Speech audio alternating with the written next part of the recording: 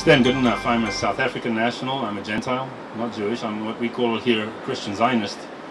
That is, as a non-Jew who believes in the God of Israel and in the Tanakh and in what he says and his promises to this nation, seeing Israel in a bitter, bitter fight, 25 years of living here, seeing this nation as close as it can get to the precipice, and almost no sign of a reversal in terms of the division of the land, in terms of the endangering of its existence, in the international unity that is against the Jewish people in their biblical heartland today. We're right at the very edge of a decision perhaps being made by the Israeli government that has been under massive pressure for decades from the West, from the Christian West, to surrender the heartland of this nation, to give up the cradle of the civilization of the Jewish people. Not just to give it up in exchange perhaps for peace, but to give it away to people that do not want to live with them in peace, but want to use it to finish what Hitler began 70 years ago, trying to rid this planet of the Jewish people. So we see that we have a battle in which we feel kind of outnumbered. I know the Jewish people here that see the conflict over the territory feel very outnumbered, sometimes perhaps very, very much alone in this world. You're not alone. There are millions of Christians who, like me, believe in your God, believe in his promises, and believe in your future. We believe that what he said about you, he will make sure happens. That means that Israel is here to stay. Israel isn't going anywhere. And it doesn't matter. It's never mattered whether the entire world stands against you.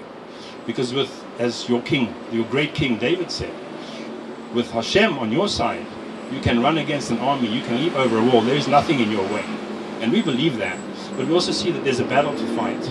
A battle for the hearts and minds of Christian people who are being seduced as Christians to actually stand against their God's promises, our God's promises, your God's promises of this land and this nation. And so we have a job on our hands. We have a huge task on our hands. When it comes to the sovereignty of the State of Israel, it's not as if we only need the Bible, although that is enough. Sovereign international law that is still in place, as ratified at San Remo in the 1920s, and which was never done away with the transition to the United Nations, stands. This land, not just the coastal plain and the Negev and the Galilee, but Judea and Samaria, the Golan Heights, and even some of the territory on the other side of the river, was given by the world to the Jewish people for a national homeland, and that law stands.